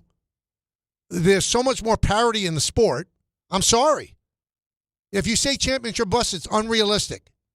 So I know Derek used to say it. I know that Aaron Judge says it. And, Cal Raleigh said after the game yesterday, you know what? We didn't get our goal, so it's a failure. I think it's too strong. How could the Seattle Mariners, who have never sniffed a Game 7 in the ALCS, never been within one game of getting to the World Series, how could they say that this year is a failure? You could say it's a huge disappointment we didn't get to the final goal. That's fair. But a failure? I don't buy it. I'm sorry. I don't buy it. I look at failure differently, and I've always felt that way. And no one gave me a talking to. Also, for the person who said that, I'm a 64-year-old man, 64 years old. I got so much more life in my rearview mirror than in my windshield. You think I'm going to allow somebody to, read me the riot act like I'm some Nubian? Like I'm some hairless Nubian? They're going to yell at me and I'm going to take it? No. I've been doing this 34 years. I can have my own opinion. And if they don't like it, well, they could certainly voice that to me, but they're not going to tell me what to say. Really, who do you think you're dealing with? Somebody who just got the job that has to keep the job? I've had the job 34 years. Nobody's telling me what to say. Ridiculous. The things that people think are real. Really, you're shouting at ghosts is what you're doing. Ed in Newark. Ed. Hey, long time. This is the first time I'm calling into this time slot. Big fan. Thank you, Ed. I called in before, but it just it just doesn't jive with work. Had therapy today, so I'm on the road. The Giants. So Shane and Dable, right? So yep. After the fiasco of letting Hard Knocks and letting Philadelphia basically gift them a championship by acquiring Saquon, I wanted them out, right? So yep. You let them draft, and you let them pick what they see as the franchise quarterback. You got Abdul Carter and Scatterboot. So I'm looking, and these guys have just re-energized me as a fan. And so now I'm thinking wow, if these guys pan out, they had a good draft, right? And throwing Abdul Carter into the mix, right? So, and then comes Sunday. That is completely on day. I haven't opened up ESPN on the web, my app. I haven't listened to radio because I just got over being heartbroken. Those kids play all out, and that interception, I think that play right there. First of all, you miss 3 extra points. You give up 2-point conversions, and then that interception. Why is he throwing at that point? If you run the ball, what's the name? Peyton has to use a timeout. So then you kick the ball and you let them come down the field, but you don't give up an interception. I don't get it. I said that yesterday, Ed, and you said you weren't listening to talk radio or reading the newspapers, and I appreciate that. But I said that the key mistake was allowing him to throw on 3rd and 5 with under 6 minutes to go. You run the ball, you have him use his final timeout, then you punt the ball away if you don't get the first down, and then other than a long bomb that he scores in 30 seconds, they've got to run time off the clock, and then they've got to get an onside kick. Impossible. The numbers don't play in their favor. So I think that Dable plays a large role. I think that Bowen plays a large role. And I also think that Joe Shane plays a large role playing these stupid kicking games. Saddling your coach with a kicker who can't kick. Can't. The guy couldn't start for Rutgers. And you bring him into an NFL game and you expect him to make an extra point. They missed 2 extra points. One of the extra points led to you going for a 2-point conversion, which you missed. 3 points you left there because you didn't have a kicker that you trusted. That's on Dable. Not Dable. That's on Shane. So I think the blame goes all around. It's hard to point your finger just at Brian Dable. I think Dable could have overrode the stuff that Bowen was saying, just rushing 3 and dropping 8. He could have overrode that. And Shane could have brought in a better kicker. But when you want to get rid of Joe Shane, remember the draft he just had. What's everybody raving about? What's the only reason you feel good about the Giants? Jackson Dart, right? Cam Scatterbo and Abdul Carter. That was in one draft. Let's go to John and Chatham. John. Michael, I got a Knicks point, but I have to answer to Brad, that your last caller. Brad from Illinois. From Illinois. I think he's Brian Cashman's press agent. Does Brad know in the last 20 years that his putrid Chicago White Sox has as many championships as the Yankees won? Yes, I know we make the playoffs and everything else. But can I make a Knicks point? Of course you can. I think it was a mistake. They should have looked into signing free agent shooting guard Malik Beasley from the Detroit Pistons. I know that he had baggage, but everybody's got baggage. That's some heavy baggage, though. Nobody has touched him yet. I know he's been cleared, but nobody's touched him. I understand, but he's not with the Pistons? No, they haven't brought back Beasley, right? I don't think they have. Nobody signed him? Nobody has touched him yet. Because I think the way he's looking at it, because of his play, he wants a lot more money than any kind of minimum that you get signing now. So he might sit out. I believe that Beasley is not signed with anybody. So, yeah, I mean, that would be, but you'd have to bring him in on a veteran's minimum. Now, I thought you were going to say Russell Westbrook. I think I might like Russell Westbrook more as a backup point guard, but they're going to go with their youth. We'll see what they do. And Westbrook is, he signed, I think, yesterday with Sacramento. But when he was available, that's the guy I would have investigated into. How about that book that's coming out? Westbrook thinks that LeBron's a phony. And it involves, I guess so does Stephen A. And it involves Will Smith. Because I guess they brought Will Smith in to talk to the team. And like LeBron James said, I'm not staying here for that, and walked out. And then he took Anthony Davis with him. And Westbrook was the only one left over with all the other players. And he said, well, I don't have to sit here and meet, Will Smith. I don't want to meet him. So then the executive ran out and got LeBron, and then LeBron was in there and took pictures of Will Smith and was asking him all questions. And Westbrook at the time said, I just cannot take the phoniness. So that book is coming out, I think, today. Can't wait to read it. Let's go to Steve in Levittown. Steve.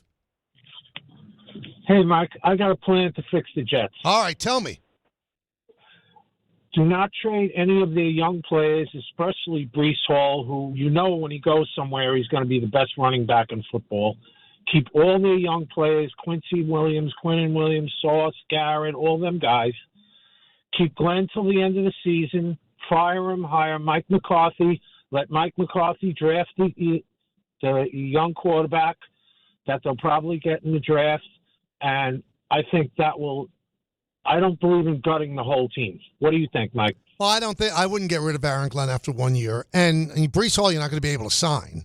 So if you're not going to sign him and you're not going to commit to those dollars, it makes sense to trade him and get some kind of draft capital back. And everybody, the flavor of the month I keep hearing is Mike McCarthy. How'd he do in Dallas? And when he was in Green Bay, he won one championship. One with Aaron Rodgers. One. And he didn't do anything in Dallas and got fired. So Mike McCarthy is all of a sudden Vince Lombardi incarnate? Come on. I mean, I'm not saying he's a bad coach, and he's probably better at this point than Aaron Glenn. But I'm not getting rid of Aaron Glenn after 1 year. Now, if they go 0-17, I'd really have to seriously look into it. Let's go to Frank in New Rochelle. Frank. Hey, what's up, Mike? Hey, Frank. Couple of things. That kicker for the Giants, he should have been released yesterday. I'm sorry. You can find a guy to kick an extra point. You got to send a message. I don't know if the message would have been heard, but you can't miss 2 extra points, cost you the game, and still be on. It's not like, I don't know his contract status, but he's not making anything. A big contract guy, then they should release him. And also, Frank, how about this? I'll let you finish your point. How about this? The guy with Green Bay, the substitute teacher who hit those field goals and helped Green Bay win, he was with the Giants, and they let him leave the facility. They didn't like him. Yeah, that's ridiculous. Maybe you have to be there, but as I said, you can't miss 2. To switch topics here, I love Tibbs, so it's a little biased comment, but I cannot believe that I'm reading. I'll wait till tomorrow night that Brown is thinking of Josh Hart's different. He's been hurt. I guess he's not going to play. I totally get it. Mitchell Robinson. What they're talking about load management with Mitchell Robinson on game 1. But but it makes you think he might be hurt, Frank. Well, okay, that's different. But there's no report. I read something that Tibbs was very secretive about the injury report. Never gave much. Where Brown is much more forward. Right. Well, I haven't read anything that Brown has said that Robinson is hurt. Unlike what he said about Hart, he's progressing. He's going through some skill practices, not to full contact. I get that. Okay, he wants to be forward, but I haven't heard that about Mitchell Robinson. I'm going to wait till tomorrow night. If he's hurt, then my comments don't make sense. But if he's not hurt, and the paper said today, quoted like load management. Come on, but Frank, I want you. It sounds like you know what you're talking about. You better get used to this because it's going to be the anti-Tibbs. I know. It is painful. Last year, nobody.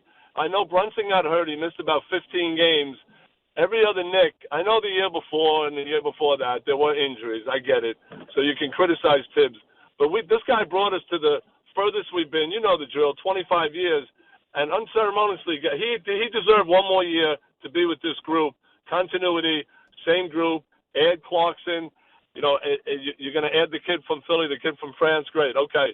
Maybe Tibbs would use a bench more. But right now, the change, I'm going to give Brown, obviously he's the coach. Let's see, 30, 40 games in.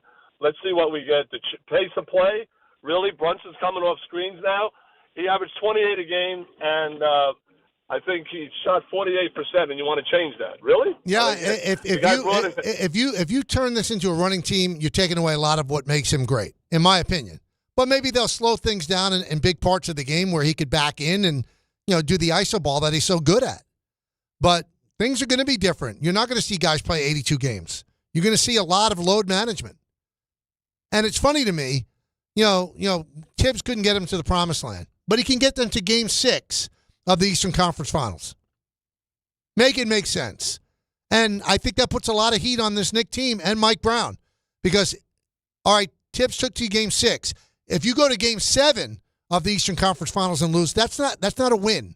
You have to go to the NBA Finals. All the pressure is on you to go to the NBA Finals. That's the only reason you make that move with Thibodeau. The only reason. And if you don't go to the Finals, then it was not a good move.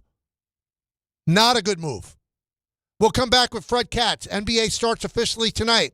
He is the NBA writer for The Athletic. Great at what he does. We'll talk to him in just a moment. Stay tuned. The K Show right here on ESPN New York. Bet 3.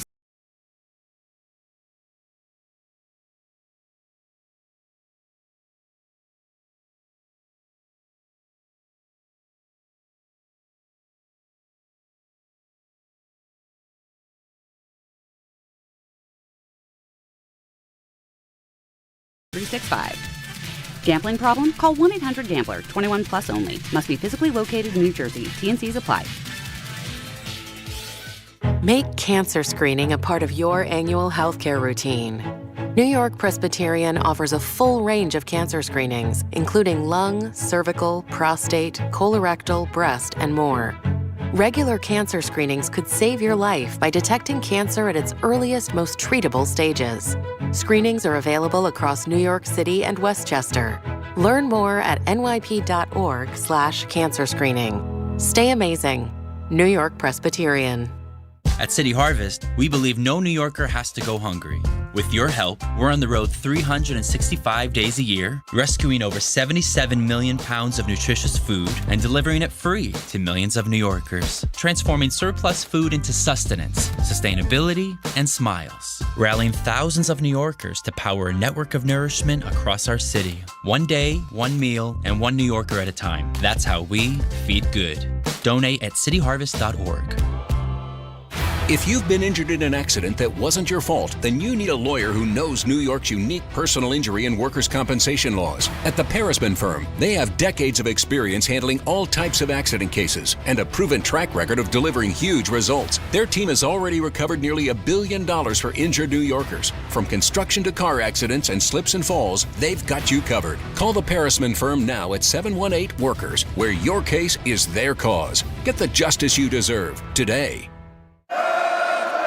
Serving contractors, builders, and homeowners in the tri-state area since 1987, Brooklyn Window & Door is New York City's largest stocking dealer of quality Andersen window and doors. The professionals at Brooklyn Window & Door will help solve any of your window replacement needs or applications. Visit Brooklyn Window & Door's award-winning showroom to see the complete Andersen product line, including the 400, 100, A&E series. Andersen, built, backed, and serviced like no other window. Visit Brooklyn Window & Door at 185 30th Street in Brooklyn or call 718-WINDOWS. At Uline, they know going the extra mile takes hard work. For companies pushing to go further, Uline will go the distance with you. 24/7, they answer the phone to get you the shipping and industrial supplies you need. Business can move fast. Unexpected large orders, adverse weather, new safety guidelines, and changing economic trends. Uline works hard keeping 41,000 items ready to ship, minimizing detours on your way to the extra mile. Visit uline.com.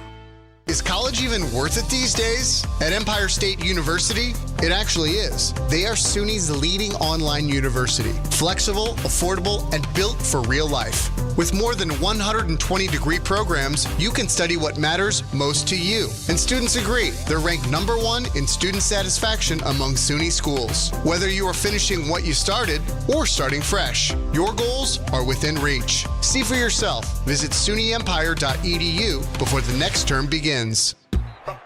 Ballybet Sportsbook. Yo, Ballybet stacked for football season. When it comes to sportsbook apps, it's undefeated. Ballybet. Check out that brand new parlay zone. Here's the kickoff. Build your bets and place them right on your phone. What?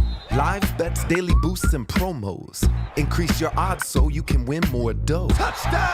Ballybet's the play. Make game day more fun and download it today. Must be 21 plus, New York only. Gambling problem? Call 1-877-8-HOPE-NY. Ballybet, Sportsbook and Casino. Download it. Rich Eisen here for Sonos, the speakers that bring every game to life in my own house. With studio quality sound, Sonos makes you feel like you're right there in the stadium. Whether you're cheering on your team, binging your favorite show, or listening to the hottest songs, Sonos fills every room with incredible sound. Setup is easy. Just plug in, open the Sonos app, and you're ready to go. Want stadium quality sound at home just like me? Because I love Sonos. You will too. Explore soundbars, speakers, and more at Sonos.com. Sonos. They look as good as they sound.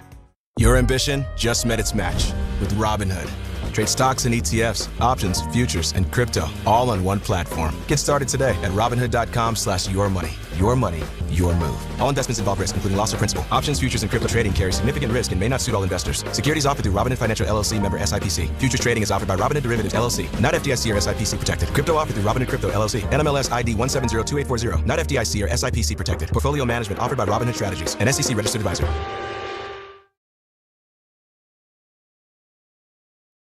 Hey, celebrate the return of Knicks basketball with Don, Hahn, and Rosenberg live from Stout NYC across from Madison Square Garden tomorrow before the Knicks home opener against the Cavaliers. Guys will be broadcasting live starting at 3 with special guest appearances by Monica McNutt and Pat O'Keefe. It's brought to you by Sun Cruiser Vodka Iced Tea. Ready to let the good times cruise? Then you need Sun Cruiser Vodka Iced Tea. Made with real iced tea, real vodka, and no bubbles. It's one wildly refreshing drink. Wildly refreshing is Fred Katz. Covers the NBA for The Athletic. We love having him on. He's nice enough to give us some time. The day the NBA starts again. It all begins again. And here's Fred. Fred, thanks for joining us. How you doing? I'm doing great. You know how much I love the show. Thanks so much for having me. I appreciate it. So who do you like? Who's going to the finals this year? I'll start off with an easy question. Well, I mean, here's the thing. I have such a boring answer because when the youngest champion in the history of the league exists and all they do is get a year older and a year more mature and they don't lose anybody, and you factor in the fact that, like, they didn't even have the best health risk, they didn't even have the best health luck last year, Oklahoma City, in terms of missing Chet Holmgren for more than half the year, missing Isaiah Hartenstein for a significant period of time, missing Alex Caruso for a real period of time. Aaron Wiggins didn't really break out until the end part of the season. I mean, this team, I think, is going to be even better than the 68-win one that won the title last year, and I don't see how you could pick anybody else as a favorite over them. All right, so who are they going to beat in the finals? Knicks fans want to know. Knicks fans, okay, so as a New Yorker, all of my friends from growing up are Knicks fans, and half of my Knicks fan friends hate me for saying this, and half of them love me for saying this, but I'm picking the Knicks to win the East. I think right now they have a deep enough team, they have an experienced enough team, and they kind of have enough cohesion to where it's obviously them or Cleveland in the Eastern Conference right now. And I don't know if Cleveland has necessarily the playoff chops in order to get past them. I think the Knicks defensively will be better, assuming Mitchell Robinson is actually, able to play a decent amount of games. That's going to make a huge difference for them. And I think offensively, I think there's just going to be more cohesion. People forget they made the Karl Anthony Towns trade right at the start of training camp. It wasn't even finalized until a couple of days into training camp beginning. They had to kind of make up a lot as they went. Now they had a whole season together. They had a whole summer together, a whole training camp together. I think we're going to see more cohesion. At least that's what I expect. I expect to see a higher comfort level from Towns, from Mikal Bridges, especially on the offensive side. And I think we're just going to see this team operate at a higher level this year. All right, so here's my concern with them, Fred. I want to run it by you. So they bring in a new coach. Supposedly they're going to play with more pace, which means they're going to try to play a little bit faster and push it. So that to me is almost like, well, I'm going to trade for Ricky Henderson, but we're not going to run. We're not going to steal bases. So aren't you taking away the greatness of Brunson if you pick up the pace? Because he seems best suited to back the ball down, use his strength and his moves to score. Aren't you taking some of that away by picking up the pace? I think it's a little binary, to be honest. Or I think it shouldn't be so binary. I think there are two different definitions of pace. Some people think of pace as like you're just going to run it up and down the court and you're going to fast break. And I think the Knicks' biggest issue from a pace perspective last year wasn't necessarily that their offense took a long time to actually get a shot off.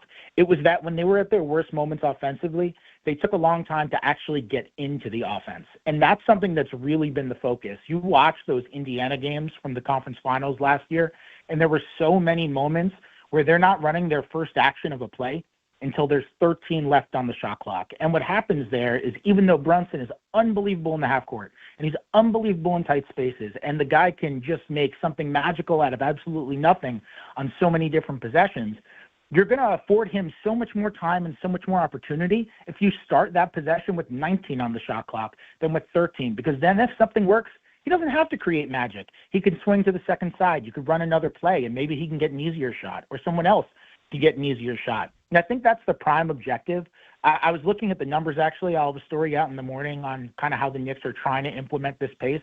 I was looking at the numbers, and during the preseason, they took 5.3 seconds to get into their first actions on average per possession.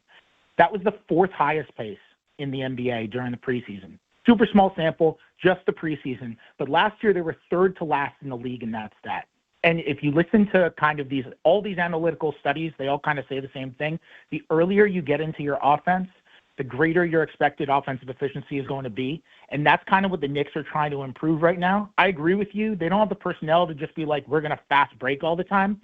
But if they can just get into their half-court offense sooner, I think it'll do wonders for them. I'm curious just for the number. What's the number last year? How long did it take them to get into their offense? It was a little over 6 seconds, which was 28th in the league, and they were the second lowest of any playoff team during the playoffs. Dead last in the playoffs was Miami, who just got absolutely annihilated in the four-game sweep in the first round of the playoffs. So they were really slow getting into their offense during the playoffs last year. It allows the defense to get set. It allows a team like Detroit in the first round to say, we want to start Thompson on Jalen Brunson, and Brunson's going to come up the floor slowly.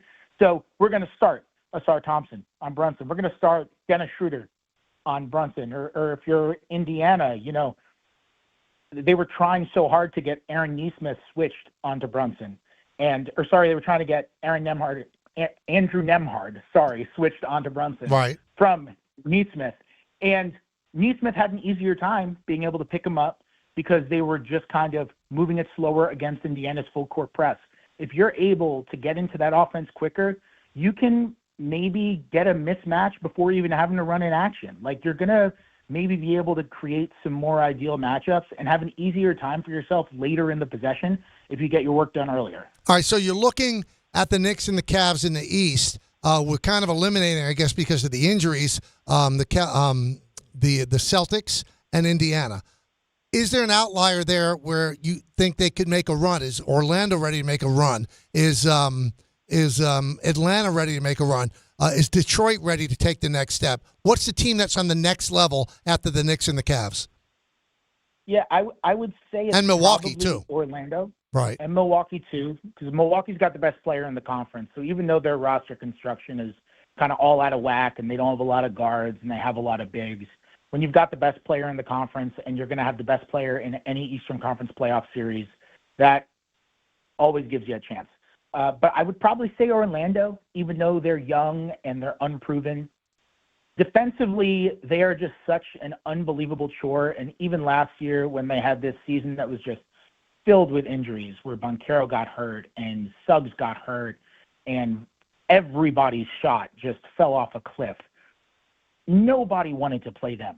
They are such an unbelievable chore. They in Oklahoma City, more than any other team, do this thing. The first defensive possession of every single game, they will just smack somebody. And it's completely strategic because it sets a baseline of, no, this is how we play. And if it's a foul, it's a foul. But that's your baseline. Then all of a sudden, a little bit less than a smack, which kind of would be a foul on a normal night, is all of a sudden not a foul. And it allows them to play this unbelievably physical style. And you might have beaten Orlando, going to Orlando last year, but you were walking out of there with your knees hurting and your back's hurting, and it was a terrible experience. And I think defensively they're going to be the same sort of menace.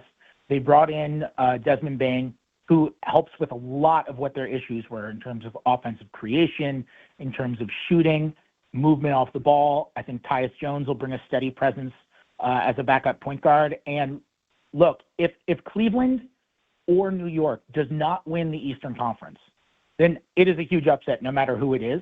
And one of Cleveland or New York, if not both of them, is going to look back on this season and consider it a real massive disappointment for not winning the conference, because this is their year to do it, for one of them to do it. It would be a huge upset. If you told me somebody other than those two teams won the East, though, I think I would go Orlando. They've got the youth in turn, so they've got the upside. Banchero's an awesome player. Wagner's an awesome player. They've got the depth. I think their coach, Jamal Mosley, is a very smart dude. And they have the physicality and toughness to where they could just wear you down in a playoff series. Talking with Fred Katz, NBA writer for the Athletic. You know, I don't know where I land on Boston. I want to get your take because I read the Boston Globe a lot. And the prevailing thought in Boston is everybody thinks Boston's going to stink because Tatum is probably going to miss the whole year. But they're not that bad, and Brad Stevens wouldn't put a bad team. It's not like they're tanking because they don't have Tatum. Do you think they could be better than people think, or do you think it's going to be a year where they don't make the playoffs? I'm kind of with you on Boston, to be honest, where I'm very confused as to what they are, because I look at the roster and I see the flaws, and I see, all right, there's just no real viable center on this team. And they're completely and utterly devoid of rebounding. And it's not just Tatum being out, right? They traded Porzingis. They lost Al Horford, who was so stable for them for so many years. They traded Drew Holiday, who is just, as reliable as you're going to be defensively and plays with no ego on the offensive end. And they just downgraded in so many senses. However, and I think this is true for all sports, there's just something to just having a group that knows how to win and is going to go about the regular season in this incredibly buttoned up professional kind of way. Derek White, Jaylen Brown, Peyton Pritchard, these guys are champs. They've been through this. They know how to do it before. They know how to succeed. They also are very well coached with Joe Mazzulla, and they play a very extreme high variance style, which allows them to pull off upsets. I think they're going to chuck up a ton of threes this year. And on nights where they're not hitting their threes, they're probably going to get killed. I think they will get killed more often than, let's say they're 500 this year. I think they'll get killed maybe more than any other 500 team. But they're also going to have the chance to upset more teams because they're just going to play this very high variance style of offense. And I'm like you. If the threes go in, maybe they win 44 games and Derek White steps up and they're just winners and the East is really not good. Or maybe they get off to a bad start and all of a sudden they're like, you know what, gap year, have their own pick, just tank, let the bottom fall out. They might want to get out of the luxury tax if the team's not good enough, trade Derek White, trade other guys and fall off. I kind of think anything is in play for them from 45 wins down. All right, so in closing, you say OKC out of the West. What's their biggest threat? What team do you think, if everything went right, maybe there was an injury for OKC, that they emerge? I would have said Houston if it weren't for the Fred VanVleet injury. Mm-hmm. I love what Houston is doing. They have so much size without really compromising all that much shooting. They obviously don't have a ton of shooting, but when Kevin Durant is there, it makes up for so much. But not having Fred VanVleet, not having kind of an orchestrator to set up the offense is too tough for them. So I'm going to go Denver. I think this is the best team that the Nuggets have put around Nikola Jokic since they won the title. And honestly, it might be a little better. It might be a little deeper. They haven't had a backup center as good as Jonas Valanciunas for years. This team has constantly gotten throttled when Jokic has been on the bench year after year after year, even the year they won the title. That might not happen this year. They bring in Tim Hardaway. I think Cam Johnson is going to give them more offensive versatility than Michael Porter Jr. did, and more defensive versatility as well. He can put the ball on the floor a little more than Porter while still being a shooter. He can guard multiple positions. Bruce Brown, we know, is a fantastic fit. He was on that title team and works amazing with Jokic. I thought they did a really good job with limited resources this year. And ultimately, like I said about Giannis, if you've got a ton of talent and you've got the best player in the world, you have got a chance. They were not deep last year. They were not great, and they still took Oklahoma City to 7 games in the second round because Nikola Jokic is that much of a chore. He can just annihilate you, and he can do it for 4 straight playoff series. We have seen it before. So I would say Denver. All right. But props to Minnesota. In 10 seconds, over under 14.5 wins for the Brooklyn Nets. That is so sad. I'm going to go over because under is so sad. I know. That is so sad, but barely over. Not that far over, but I'll go over. Unbelievable. Great stuff, Fred. Hope to talk to you throughout the year. Thanks, Michael. You got it. That's Fred Katz. Read his stuff in The Athletic. He does a great job covering the NBA. I finish it up with you, my co-host, 1-800-919-3776, right here on The K Show, ESPN New York. Every aspect of your business will operate better and faster with artificial intelligence. AI is a race, and companies that act first will win. Thrive Managed AI is your advantage over all your competitors. Thrive partners with you on a smart, secure AI strategy for your business. Then they deploy and manage it for you. Be first and win the race with Thrive Managed AI. Start with a complimentary strategy consultation at thrivenextgen.com/ESPN. That's thrivenextgen.com/ESPN. There's nothing the voice in our head obsesses over like our health. But with over 100 lab tests and insights, Function can help answer the questions like, why am I so tired all the time? How can I get better sleep? My friend was telling me about magnesium gummies she takes. Know if my heart work stress affected? It's time to up my cardio. If my mom has something, how would I find out? It's time to get some blood work done. A Function membership gives you a comprehensive health check with results tracked over time. Find out what you're made of at functionhealth.com. Hey, it's Alan Hahn. Let me tell you about my friends at Bath Fitter. They remodeled the bath by my pool. They converted a tub into a shower. The result is amazing. Bath Fitter offers all types of custom bath renovations, including their unique PermaFit solution for a watertight fit. It's done in one day, easy to clean, and durable with no demo or mess, and it costs less than a standard replacement. Plus, a lifetime guarantee. Right now, you get no money down, no payments, or interest until 2027. So start designing your bath today at bathfitter.com. There's only one Bath Fitter.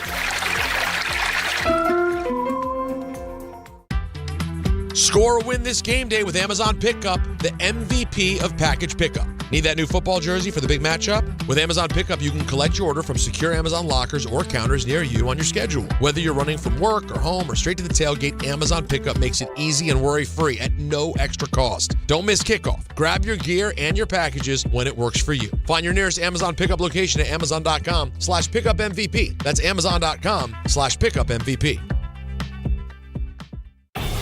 There are a lot of reasons why people buy at Ramsey Mazda. It's their selection, it's their customer service, and it's their savings. Lease a new 2025 Mazda CX-5 2.5 S Select for $229 for 36 months. Start shopping now at RamseyMazda.com. Choose wisely. Choose Ramsey Mazda. Call 833-853-2970 for details. VIN S0595731. MSRP $31,915. Zero security deposit. Ends 10/31/25. To the net. Score! The New York Islanders are back in action with a brand new theme night schedule you won't want to miss. Bring your friends out for the holidays and take home a custom holiday replica jersey or arrive early for special bobblehead giveaway nights for Matt Barzell and Bo Horvat. Barzell for Horvat. Score! Explore the full theme night schedule at NewYorkIslanders.com. Listen, the weather is starting to cool off a little bit and the cold is coming fast. Fill up your oil before the cold sets in. Now's the best time because the prices are still so low. By the time we get to Halloween and early November, you know it's going to be freezing. So make it easy to keep your house comfortable and warm. That's what Romeo's Fuel does. They keep you warm with discount home heating oil. Order online at romeosfuel.com. Now fully serving Nassau and Suffolk, go to romeosfuel.com today. That's romeosfuel.com.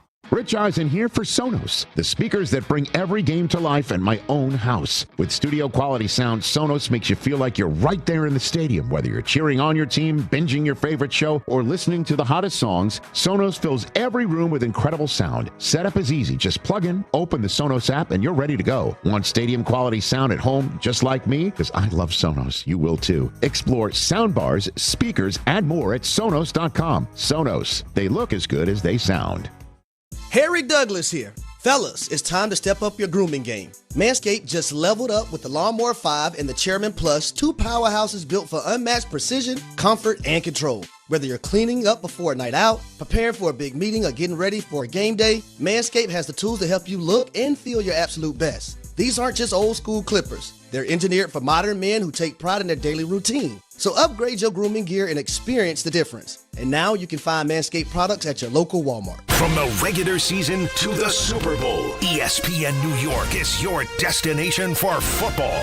We've got crazy fans, If the Giants somehow beat the Cowboys, I'm going to take a dump on your head. You can feel good because you're a damn football team. Expert analysis. Marcus Spears joins us now. ESPN NFL analyst Damian Woody. Mel Kiper Jr. The Hall of Famer Steve Young. He's kind of our resident general manager, Louis Riddick. We got Mike Tannenbaum right now. And all your fantasy and wagering needs. This is ESPN New York. We are football. Welcome back to the show, everybody. A lot of stuff. We've heard from Woody Johnson. He hugs Aaron Glenn every day. Doesn't think Aaron Glenn could win with the quarterback that he's getting, but it's Aaron Glenn's decision. The owner says, I don't think he could win with that quarterback, but it's Glenn's decision. Okay, I'll play along. Still no word from Florham Park what the choice is going to be, but Rich Cimini saying that sources are telling him that it will be Tyrod Taylor. We'll see. By tomorrow, we'll be able to break it down for the people, because that's what we do. Now I want to hear from the people. My co-host. We started with Ty in the Bronx. Ty. Hey, Michael, how you doing? Honored to speak to you. Listening to you for a long time. Thank you, man. Beautiful. So listen, I love when you go on this rant when you're going about Dable, everybody not getting his name right. And my take is that's because he's not producing. If he was winning, if he was out there doing what the people would have been happy about, they would have said his name wrong. And I noticed that, too, by listening, watching ESPN, watching things, and I see that they've been saying his name wrong. But I thought it was like around 50-50. I thought some people did get it right. When you pointed it out a week or so ago, I started listening. I'm like, man, they get this guy's name wrong 90% of the time. It's amazing. And it's just like with Favre. When Favre first came in, he was Favre. And then after that, he started winning. They got his name right. You know what? That's a good point, but I will counter with this, though, Ty. The Giants did go to the playoffs his first year. They did win a playoff game against Minnesota. Then they got waxed by Philadelphia. And he was coach of the year, too, Joe Leo reminds me. And they were still getting it wrong. I mean, that's success right away. So, I mean, what are we going to call him? The Jet coach, Aaron Glenn? I mean, really, a guy's name is his guy's name, whether he wins or loses. And I'm not talking about fans. Fans could say the name whichever way they want. Don and I used to have fun when the Mets signed Tom Glavine and he was awful. We called him Thomas Clavine, that we weren't going to say his name right until he pitched the way he pitched with the Braves. But these are big-time, well-paid people on television that are consistently calling him Brian Daboll. It's not Daboll. It's Dable, like table. Goodness gracious. Austin in Washington. Austin, talk to us. Hey, Michael, I have to make an argument against parity in the MLB. You ready for it? Yeah. Okay, what brings in the most money for MLB? The postseason. Who gets the most eyes on the postseason? The big market teams. So I think MLB needs they need the big spenders to stay relevant. Like this push towards parity and a salary cap seems like it could ultimately have a damaging effect by neutering like the cash cows, like the Dodgers, Yankees, Mets, etc. David Ortiz did steroids. I'll hang up and listen. Austin always tries to get that in. Let's put it this way. I don't think it's as drastic as you think it is. One of the lowest rated World Series in recent history is the Yankees against the Mets. Big market teams don't always get the biggest ratings. They just don't. I'm sorry. They don't. So they're still going to push for parity. Because what parity does, you're saying they make the most money in the postseason. Well, that money's locked in. The money they make in the postseason is locked in. They get paid what they get paid from their broadcast partners. But you make money from attendance and also local regional sports networks and the ratings that they get. So with the more parity that you have, more teams are in it till the very end. More teams are battling for that third or second wild card. So, no, I disagree with you. They don't need the Dodgers in the World Series to get big ratings. Now, last year, they did quite well. Yankees and the Dodgers were over 15 million. That was just a 5-game set. So if it had gone back to L.A. and there was a Game 6 or Game 7, it would have been even higher. But historically, big market teams don't do as well as you think. Now, I think the broadcast partners are probably cringing a little bit because they lose half their audience with the Blue Jays in there. Because the Blue Jays are broadcasted in Toronto by Sportsnet. That's based in Canada.